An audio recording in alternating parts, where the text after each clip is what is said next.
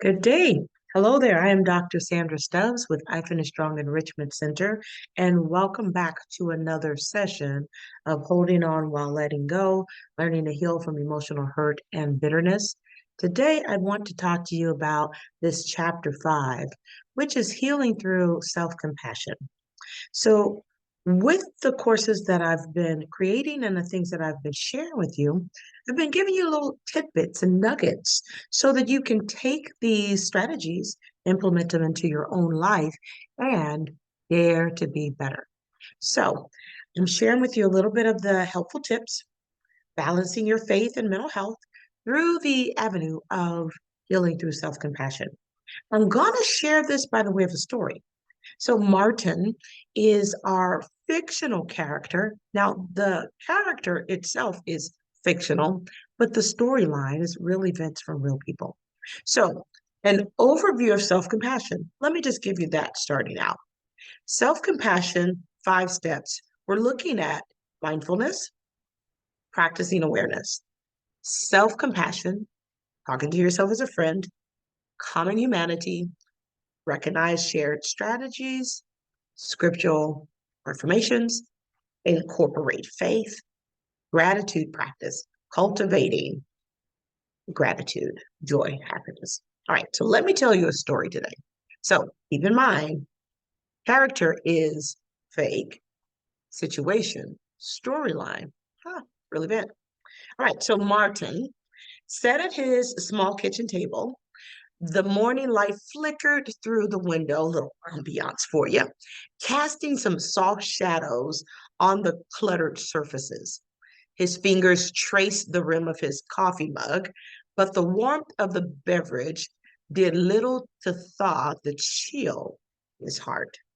So at 36, he was a certified nursing assistant, a job he once loved, but now found fraught with anxiety and doubt. For most of his life, Martin had battled mental health challenges, depression, anxiety, and OCD. Now, if you've been challenged with any type of mental health illness, you realize that there's a negative weight of thoughts that bombard your space. They're hard to get past, they're sticky.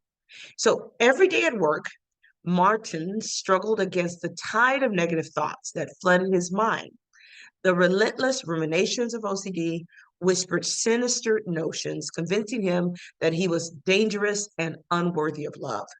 He often caught himself second guessing every interaction with his daily patients. He had washed his hands thoroughly enough, or had he? What if he accidentally harmed someone? Or what if he harmed them and don't remember? Each small mistake felt like a magnitude of anxiety, leading him to question his competence and, worse, his very character. Could I be an evil and bad person? As the days dragged on, Martin's mental distractions began to affect his daily performance at work. He was missing important details in patient care, and his supervisors had begun to notice and micromanage his day-to-day activities. The fear of losing his job loomed heavy as a dark cloud. It further deepened the depression that Martin was experiencing. The thought of being unemployed only added to his feelings of inadequacy, not enough. He blamed himself for his struggles, convinced that if he were just stronger, it wouldn't be, he wouldn't be in this position. How many of us have said that? If I was just stronger, wiser, if I was just more this and more that, then I wouldn't be going through this. Now, Martin goes through this process of seeking help, which many of us should take on that journey, but we don't. So seeking help from Martin looked like this. After a particular difficult week, Martin finally mustered up the courage to seek counseling. He found a therapist, called this therapist Dr. Lena, who specialized in cognitive behavioral therapy and had lot of emphasis on self-compassion. So during their first session, Martin shared his fears as much as he could share. He didn't really trust Dr. Lena, his feelings of unworthiness, and his belief that he was inherently flawed. Not giving much detail on that first day, he's really checking out Dr. Lena's response to his perceived inadequacies. So Dr. Lena listened intently, then gently introduced the concept of self-compassion. Martin, you're beating yourself up here. Um, she softly spoke, self-compassion is about treating yourself with the same kindness and understanding that you would offer a friend in distress. It's about recognizing that you are not alone in these struggles. Now, let's talk about Martin's journey to self-compassion.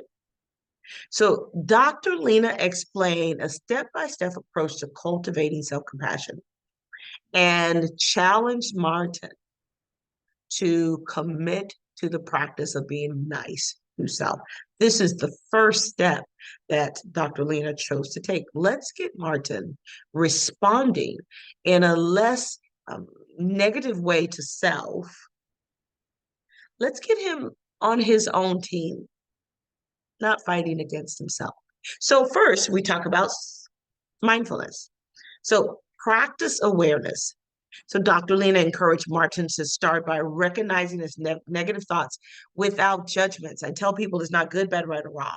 Without judgments, I just want you to recognize the negativity that you're feeling, sensing, or that you're stating out of your mouth. Let's build awareness. How often is this happening? When this does happen, what do you feel? How does that narrative, how does that physical reaction make you feel? Instead of suppressing them, he acknowledged their presence.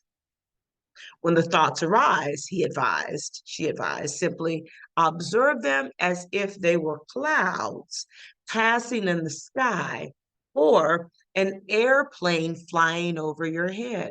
Now, I used to live on a fourth floor balcony in Texas, right by the DFW airport.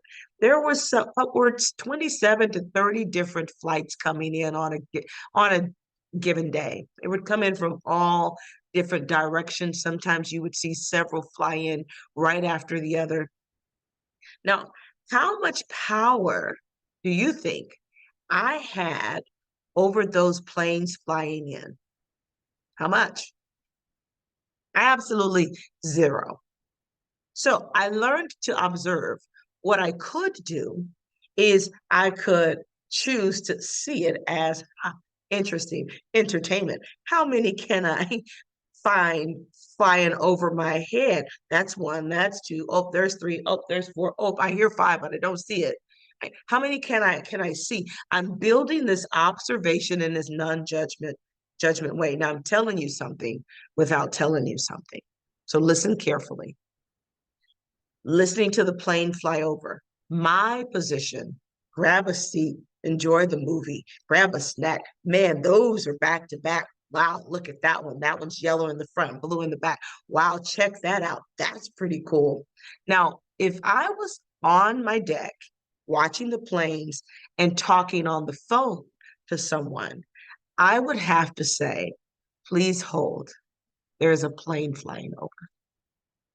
I would let that plane fly over and I'd come back and say, okay, what were you saying? I'm telling you something without telling you something. Let it fly over. Big emotions raise up. I want to get the thing I'm doing done right now. I have to just power through this. I can't hear. I can't respond. This is too loud. My body's doing all of this negative emotional distress. And I'm trying to manage all of it by doing whatever compulsions or whatever things I think I need to do in order to feel safe. When the reality is, I have to say, please hold. There's a plane flying over. I may sit back, eat more popcorn, notice the scenery. When the plane has cleared, the noise has calmed. I come back to my call, what I'm doing in the moment, and I say, I'm back. What were you saying? I carry on. Mindfulness, practicing awareness. Now, when the thoughts arise, she advised simply observe them as if they were clouds passing in the sky. My friend, you are not your thoughts. They are just there. Martin began to set aside a time each day to just sit quietly. Now, sitting quietly is a trigger for many people too. So they feel like they have to fill the room with words, be doing something. And training the body to be still and aware may look like be still. Bible says, be still and know that I am God, which is also a awareness to come away from your busyness and know that there's bigger thing fighting for you, that this battle is not yours. You have to sit back and allow God to fight this battle for you. Now, Martin began to set aside time each day to observe these thoughts, just observe them. He began with a tracker sheet. I'm just going to write how many times am I distracted by this particular thing. We're just capturing information. Each time a negative thought surfaced, he would note it without reacting. So he's taking non-judgmental, impartially biased notes of it and withholding a judgment or a reaction. So I'm feeling anxious, he may say. This practice helped him to distance himself from the meaning he's making regarding the anxiety.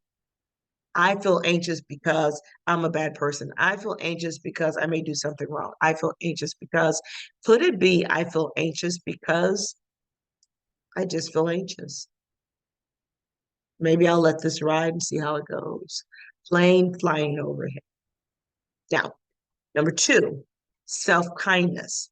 Talking to yourself as you would a friend. Now, if you were rude and disrespectful and short and judgmental to all of your friends, how many friends would you actually have? Who would stay in relationship with you? Who would want to put up with that day in and day out? I don't know too many people, my friend. So why would you treat yourself differently than you would treat a friend that you cared about? Question mark. Now, Dr. Lena instructed Martin to replace harsh self-criticisms with kindness. Instead of berating yourself for your perceived failure, it's just a perceived failure. He learned to speak to himself as if he would a friend facing similar struggles. When Martin caught himself thinking, I'm so incompetent, he would pause and say, it's okay to struggle. Everyone makes mistakes. Martin, you're doing the best you could do right now. Let's give us a break. The shift in dialogue was challenging, but gradually became easier with practice. Self-compassion, we're using self-kindness, talking to yourself as a friend. Think of the last time you had a friend going through something and the words that you shared with them. You'll be okay. I'm here for you. Don't worry. Let's pray about it. God's got this. You got this. You're stronger than you think you are. All of these fascinating language of encouragement to friends. But when it comes to ourselves, we hold ourselves to this higher standard, which in some cases we do. And there's nothing wrong with it. The problem becomes, or the problem happens when you treat yourself harshly because of it. There's no grace being given to you, and the grace is all going outward to other people. Now, common humanity. Recognize your shared struggles. Now, my friend, you're not the only one that's struggling. There are many people going through many similar types of things. It feels laborious and heavy and real because it's at your doorstep. If it was someone else's problem, we could distance ourselves from it. But when it becomes our problem, it's hard to see outside of that particular problem. We've got to recognize that there's a shared commonality of humanity here. We are human. I bleed, I hurt, I cry. And there's nothing wrong with crying. I just have to recognize that this is me feeling all of my feelings. And the feelings were given to me for a reason. They're to inform me. They're to show me that there's a pattern or a pathway that's being blocked or halted or stagnant. And I've got to work toward releasing whatever that is that's holding things up. We've got to move from black or white thinking and hang out into the gray. Okay, anxiety's here. What could that mean? Oh, I feel offended, angry, upset. I feel berated, belittled. What else is going on? When you think there's one thing going on, there's always something else going on. So Dr. Lena emphasized that suffering and personal inadequacy are part of the human experience. We all go through moments when we feel inadequate. You are not alone in feeling this way. You are not alone in your struggle with this particular narrative. To externalize this, Martin began to, or internalize, Martin began to reflect on his experiences with coworkers, friends, loved ones. He realized that everyone had their own battles. So he started to read stories of others who faced similar mental health challenges, which would be an exposure for Martin. He allowed himself to connect with their journey and recognize that he was not isolating in his pain. Number 4, he was not isolated in his pain. I guess that's what I'm saying. So number 4, we have 2 more. Scriptural affirmations. Now, affirming yourself in Christ Jesus is great. Affirming yourself in Christ Jesus does change your language you're using for self. Why? Because Christ loved us and he gave himself as a ransom for us. He's already said that we're the head and not the tail, above only, never beneath. He's already said that you're the righteousness of God, a city set on a hill, you shall never be hid. He's already said that you are his and I am his and he is mine. He's already said that he's loved me with an everlasting love. So these promises, these words have already been spoken over you. Now it's up to you to take that language and speak it over yourself. Now, incorporating faith, spiritual affirmations. So Dr. Lena suggests that Martin incorporates scriptural references into his self-compassion practice. She shared verses that resonated with the themes of love and acceptance. For I know the plans I have for you, declares the Lord, plans to prosper you and not to harm you, plans to give you a hope and a future, Jeremiah 29:11. There is no fear in love, but perfect love drives out fear, 1 John 4:18. Martin began to write these verses on different sticky notes and place them around his apartment. He would read them aloud each morning, allowing the words to seep deep into his consciousness. Now, there's a couple of things going on here. I'm using my environment, my words, as a weapon against sadness, anxiety, heaviness, fear, low self-esteem, negative self-judgment. I'm using my language, I'm using my words to speak into my atmosphere so my ears hear it. This is the thing about talking and negative talk and being down on self is you're listening. Yeah, you're listening. You're listening to the words that come out your mouth. You're listening to the fear that's laced within the narrative. You're listening to the discouragement. And as you listen, you take in and add a bigger emotion to it. And from that listening and taking in, you add a behavior to it. Now we're changing behavior by changing the language that you use. Intentionally choosing the language that you'd like to hear and speaking it back to self.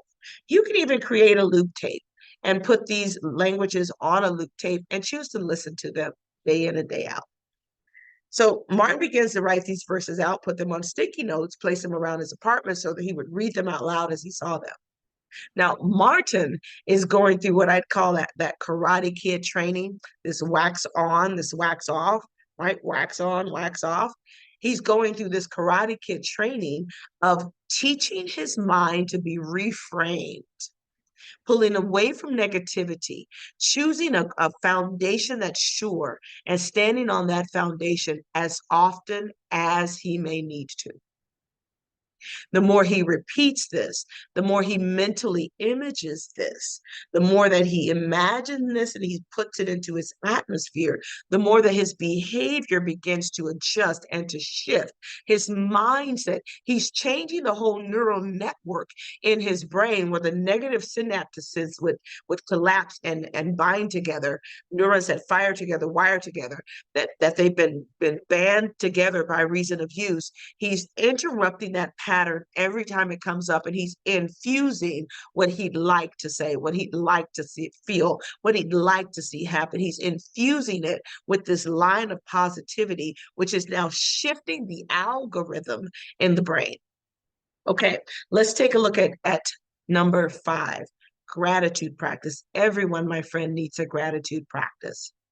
So Dr. Lena encourages Martin to cultivate gratitude. Now, the word cultivate, every time I think about cultivate, I think about creating a plant, a potted plant, and you are digging the ground, you're pulling up some of the hard dirt. And my house that I have in Eugene, in our yard, the dirt is so hard that I would have to dig up a big chunk of the dirt, and I'd have to replace it with some malleable dirt, some nutritious dirt that was had nutrients in it to feed my plants so that it could grow roots to sustain the harsh environment round about.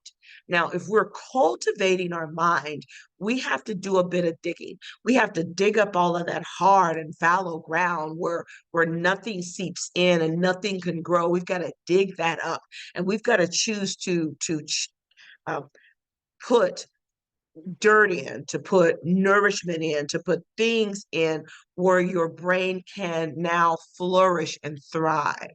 And so Dr. Lena introduced Martin to this gratitude journal, encouraging him to write down 3 things he was grateful for each day. 3 things he's grateful for each day for the next 60 days. This simple practice shifted his focus from what he was going from what was going wrong to what he'd like to see going right. At first, it was difficult for Martin to find things to be grateful for because he's already trained his brain to be in this negative outlook. He's got to retrain. And so after doing this for several weeks, Martin found it easier to find the good in things because now he's training the eye to see it. So he began to appreciate the small moments, a kind word from a coworker, a sunny day, or the warmth of his cat curled up beside him. Progress and challenges did come up for Martin. He saw where he grew in some areas, and he saw when he wanted to do good. Let's just lean into Paul. When he wanted to do good, evil was present with him. And before his mind had a chance to think it over, his lips were engaged with a negative narrative. Now, just because his lips was engaged with a negative narrative does not mean that Martin cannot come back, pull that thing down and say, this is what I'd like to see occur. Let's scratch that record. Let's not believe that. Let's believe this. On those challenging days, Martin would remind himself of the tools he had learned. He would practice mindfulness, sitting, breathing, just being present. He would engage in self-kindness, you're worthy of love. And he would recite the affirmation he had committed to his memory. For I know the plans I have toward you, saith the Lord. Plans to prosper you. Martin, you shall prosper. Martin, you shall be in good health. Martin, no thing shall harm you. Martin, God fights for you. Martin, God is on your side, and I am on your side. Let's fight this together. He began using these affirming words over himself, and his world began to change. He would practice mindfulness, he would engage in self kindness, and he would recite the affirmations he had committed to memory. Now, balancing this out, as much energy that you would give to the negativity, beating yourself up, I'm going to punish you, we're not going to do blah, blah, blah, blah. You've got to give yourself the same type of energy in the positive. Oh, hey, Martin, you did a great job here. Let's celebrate. Let's take a walk. Let's go to a movie. Let's do something that says, good job. Reach over, let's pat ourselves on the back.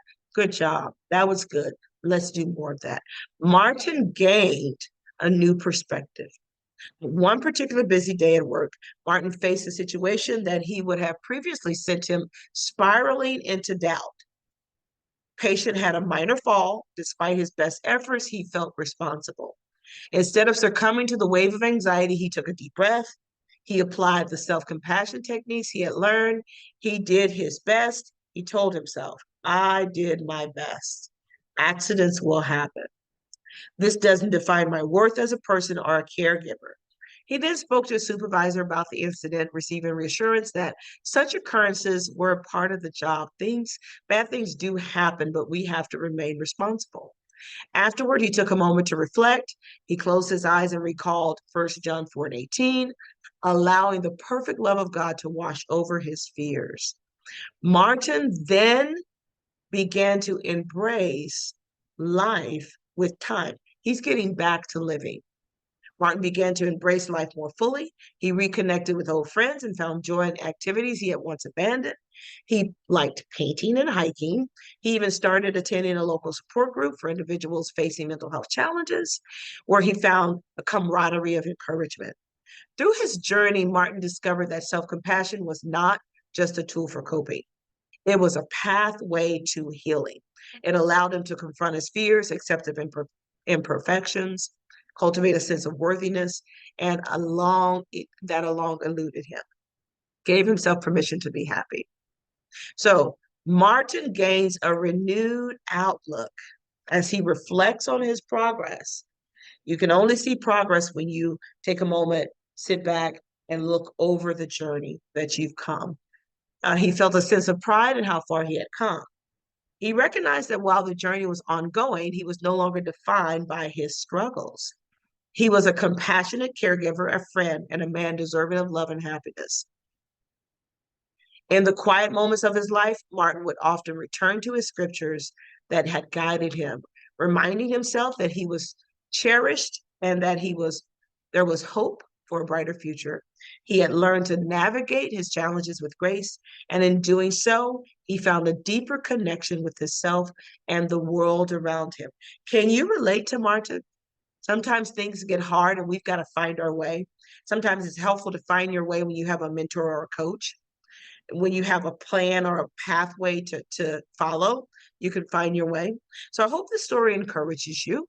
I hope you find your way out of this negative situations and find hope for the future. You have questions, comments, concerns, looking for handouts for the hold on while letting go, check out our website, drsandrastubbs.org, and look up under tools or resources. And you should find other books or tools there. We'd love to hear your comments. Leave us a comment below on whether or not this was helpful for you. All right, take care. See you later.